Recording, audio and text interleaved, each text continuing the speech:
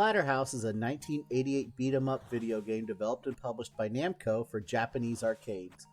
It was the first in a series of games released in home console and personal computer formats.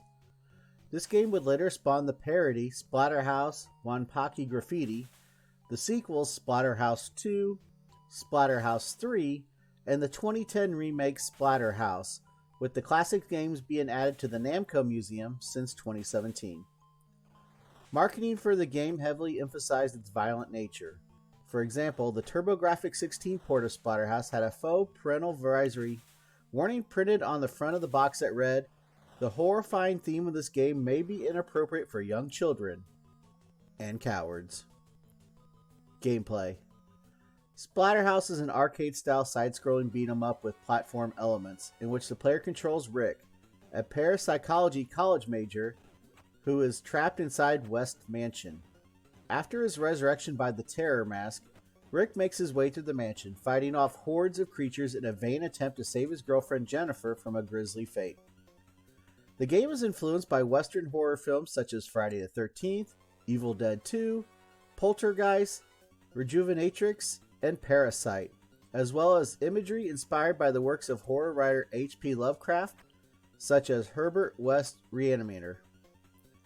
Similar to many side-scrolling beat-em-up games, Rick can only move in a two-dimensional environment. He has the ability to jump and can punch and kick. Rick also has a special attack which will allow him to perform a dropkick that sends him skidding along the ground, damaging any enemies he hits. Rick can also perform a low kick, low punch, and jumping attacks, as well as pick up and use various weapons placed in the levels. All the levels consist of walking left to right with occasionally auto-scrolling segments. However, alternative pathways through sections of the house are possible by falling down through holes or jumping up onto ladders. In this way, branching gameplay is possible, if only prevalent in the middle levels. Levels culminate in boss fights that take place in a single room. Unlike traditional side-scrolling fighters, boss fights have varying objectives and styles. Unlike most arcade games in the genre, Splatterhouse sends players back to checkpoints after losing lives or receiving a game over, discouraging credit feeding as a method of overcoming the various challenges. Game plot. Two students at the local university, Rick Taylor and Jennifer Willis, take refuge from a storm in West Mansion, a local landmark known as Splatterhouse, for the rumors of hideous experiments purportedly conducted there by Dr. West, a renowned and missing parapsychologist. As they enter the mansion and the door shut behind them, Jennifer screams. Rick awakens in a dungeon under the mansion, having been resurrected thanks to the influence of the Hell Mask, a Mayan sacrificial artifact from West's house which is capable of sentient thought. The mask attaches itself to Rick, fusing with his body and transforming him into a monster with superhuman strength. With the mask's encouragement, Rick goes on a rampage through the dungeon and the mansion grounds, killing hordes of monsters. Inside the mansion, Rick finds Jennifer prone on a couch and surrounded by a throng of creatures that retreat upon his arrival. After their departure, Jennifer transforms into a slightly taller, fanged monster that attempts to kill Rick while begging him for help. Rick is forced to kill Jennifer, who transforms back to normal and thanks him before she dies. Infuriated, Rick tracks the remaining monsters to a giant bloody hole in the mansion's floor. Upon entering it, Rick discovers that the mansion itself is alive. He follows a bloody hallway to the house's womb, which produces fetus-like monsters that attack him. Rick destroys the womb, which causes the house to burst into flames as it dies. Escaping the burning mansion, Rick comes across a grave marker. The Terror Mask releases energies into the grave, reviving a giant monster named Hell Chaos that claws its way up from the earth and attempts to kill Rick. Rick destroys the creature, which unleashes a tormented ghost that dissipates into a series of bright lights. As the light vanishes, the mask shatters, turning Rick back to normal, and he flees as the house burns to the ground and the credits roll. However, after he leaves and the credits end, the Terror Mask reassembles itself and laughs evilly for several seconds as the word N appears in the bottom right corner of the screen. Game ports. Home versions of Splatterhouse were released on the Turbografx 16, FM Towns Marty, and PC. In addition to loss of graphical detail and removal of some sounds, standard for a port to less powerful hardware. The following edits were made to both the Japanese PC Engine and North American Turbografx 16 versions of the game. The arcade version opens with an animation of Rick and Jennifer running through the storm and into the mansion, followed by an exterior shot of the mansion and the sound of Jennifer screaming. The console version opens simply with the exterior of the mansion and no sound effects. The weapon in Stage 1 and 2 is changed from a meat cleaver to a wooden board. The weapon for Stage 4 boss is changed from an axe to a golden meat cleaver, the only cleaver in the game. The crawling hand in Stage 5 no longer flashes the middle finger. The death of the womb boss of Stage 6 is changed from a graphic spilling of embryonic fluids into a generic fiery explosion. The final boss has different attacks. The end cutscene is changed from the original arcade ending, where the mask breaks from Rick's face, followed by a shot of him walking away from the burning mansion, and an additional cutscene showing the mask reform and laugh. The ending in the Turbografx 16 version only shows the mask explode, followed by a picture of West Mansion burning while the credits roll. And finally, a large red and orange end is displayed. The following edits are exclusive to the North American Turbografx 16 version. The Terror mask is changed from white to red with black accents. This is to keep Rick from looking too much like Jason Voorhees.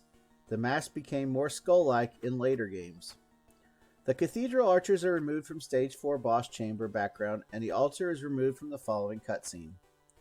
The inverted cross boss of Stage 4 is replaced with a severed hand. The final boss grave is changed from a wooden cross to a tombstone. The Turbografx 16 version was released on the Wii's Virtual Console in Europe on March 16, 2007, in North America on March 19, 2007, in Japan on July 3, 2007, and in Australia on July 20, 2007. The arcade version was released on May 26, 2009 on the Japanese Virtual Console. The FM Towns Marty version was ported by Ving Company and released only in Japan in 1992 and is a pixel-perfect rendition of the original arcade with no substantial changes apart from a new menu interface in the title screen. There was also an LCD handheld game released. In November 2010, the game was ported to J2ME Brew mobile phones, Windows Mobile, and iOS platforms to coincide with the release of the 2010 remake, which also included versions of all three original games. The only change was in the Java-based mobile phone version, where Rick's mask is modeled after the skull-like one present in the remake. This change is not present in the iOS version of the game, but includes a splatter rush mode instead, where enemies continuously spawn from both ends of a wide screen. The remake also included the uncensored Japanese arcade version as an unlockable extra. In 2017, the game was included as part of the Namco Museum compilation for the Nintendo Switch through the Nintendo eShop. The PC Engine Turbografx 16 version was included on the Turbografx 16 Mini, which was released in 2020. On June 22, 2023, the original arcade version was ported to the PlayStation 4 and Nintendo Switch by Hamster Corporation as part of the Arcade Archives series. Game reception. In Japan, Game Machine listed Splatterhouse as the sixth most popular arcade game of December 1988. Following its European release at the ATI show in January 1989, Computer and Video Games gave the arcade version a positive review. Splatterhouse received positive reviews upon release with praise for its graphics, music, and general gameplay. It is also known for its graphic violence, which was inspired by classic 80s horror movies. The game did receive some criticism for its lack of variety and simplistic nature, but it was otherwise praised for being challenging. The PC Engine Turbografx 16 versions also received praise for their faithful recreation of the arcade game, but the North American console version was criticized for its toned-down gore due to controversy, while the Japanese PC Engine version saw less changes, the most notable being Rick's mask being nearly identical to the arcade version, but still sharing the occasional censorship of the American version. IGN's Lucas M. Thomas gave a mixed review of Splatterhouse. He stated that putting aside the aesthetic design and just looking at the game on the merits of its mechanics, Splatterhouse is lacking. He complained about the limited variety of attacks, one-way scrolling, and censorship present in the North American console version. Thomas did, however, compliment the game's horror themes and music. noting that the console graphics, despite being toned down, are a good representation of the arcade original. Frank Provo of GameSpot had similar complaints. Ultimately, the problem with Splatterhouse is that there's not much to it.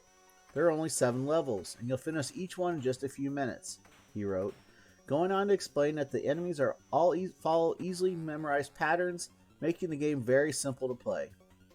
In particular, Provo criticized the fact that the Virtual Console version was the censored console version, noting how he missed the meat cleavers and extra violence of the arcade game. All information in the video today was provided by Wikipedia.